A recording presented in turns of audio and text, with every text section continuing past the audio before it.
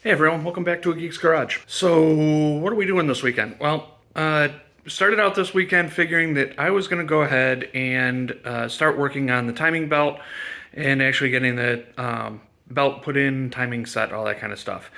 And then I started to take a look at a few things, looking at some old pictures, some old video actually, and realized that I was missing a few pieces that needed to go on. And if I had finished doing the timing or put the belt on, I would have had to tear everything back down again in order to put these parts on, because they've got bolts that are actually behind the cam gears.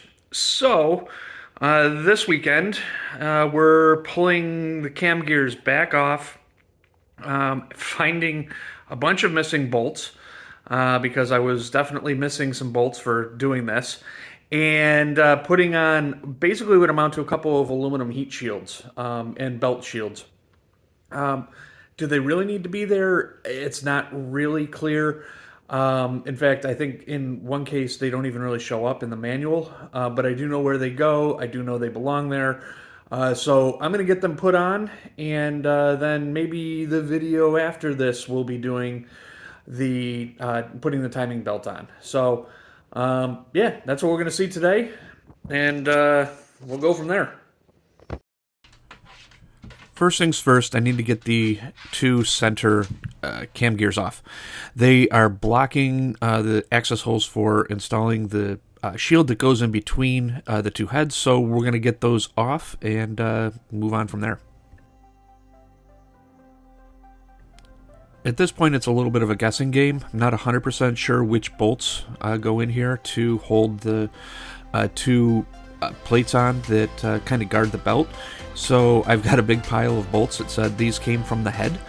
And I'm going through and basically just testing each one and figuring out what seems to match and what seems to go in the right spot and getting them in.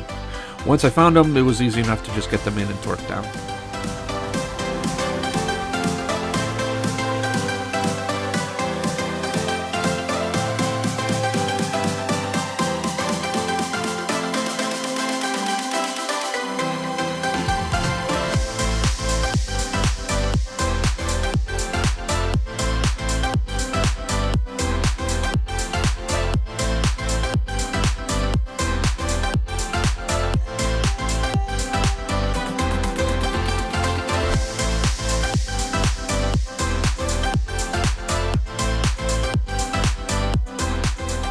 So in the last video I mentioned that I needed a way to put the end caps and oil seals on the cams, and there was a special tool that was available, or I had another idea, and this is the other idea.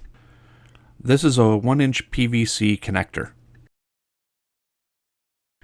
And it turns out it's just about the right diameter, not only to pop in the end caps, the sealed end caps on the back side of the engine or the transmission side, but it also works really well for seating the front seals as well. And while I didn't video using it for the front seals, I do have it here for the back, and it works really well. It's just about the right diameter. It allows pressure across the entire seal and make sure that it gets in there and gets seated. And as you can see, I'm just sort of tapping it in and making sure that it's fully seated in there after having cleaned out the area with just again some brake cleaner to make sure that there was no oil left behind that would make it slip out.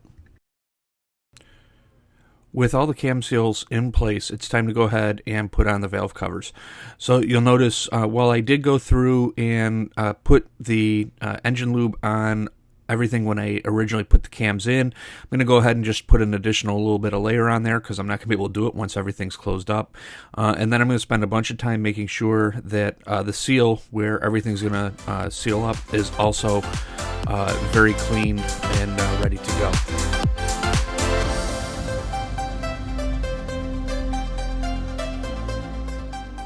With everything clean and ready to go, we're going to put some silicone in each of the corners per the shop manual to make sure that it gets a good clean seal, and then go ahead and put the valve cover on.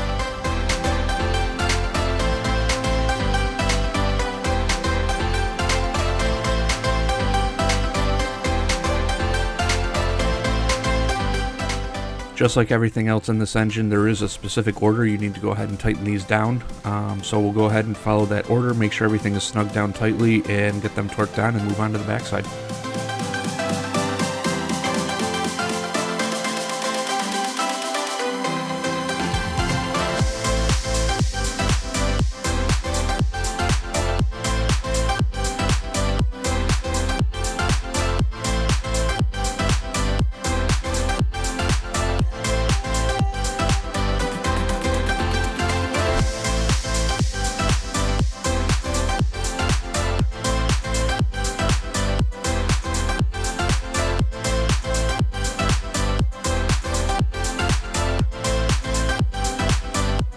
With the front valve cover on, we'll go ahead and move to the rear valve cover, get everything cleaned up. Again, go through and apply some lube to the cams, make sure that everything's really coated up well, and get the rear cover on and tighten down.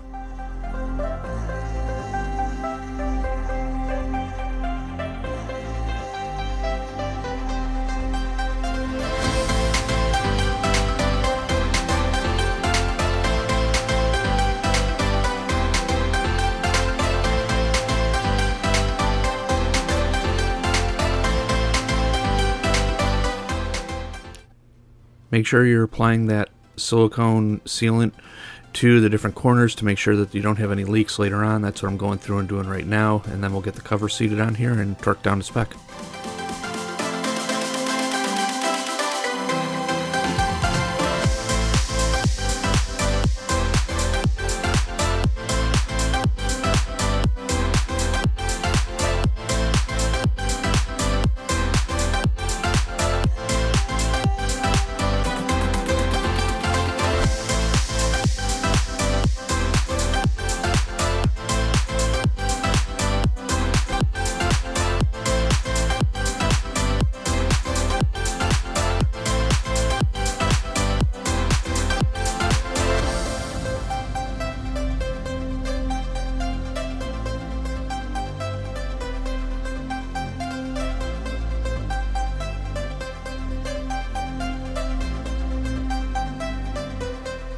So here's where we sit. We've actually made some really good progress. Cams are in, cam gears are set into the general right area for when we apply the timing belt. We've got the valve covers on. Valve covers have actually been fully cleaned, prepped and ready to go, and then installed. We've got all of the end caps in.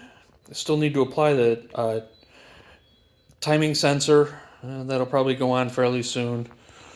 And we've got the front valve cover on as well. I even went and put the oil cap back on it. So we're really starting to make some progress here. Looking forward over the next couple of weeks to hopefully getting this thing back to the point where she can go back in the car. Because I am really hoping to be able to run this thing this springtime. So with that, as always, thanks for watching. Make sure that you subscribe, like, leave comments. The comments I really appreciate. And liking it just makes sure that these videos show up when people are doing searches for some guy trying to do engine work on a 1991 Dodge Stealth. So anyways, with all that being said, see ya.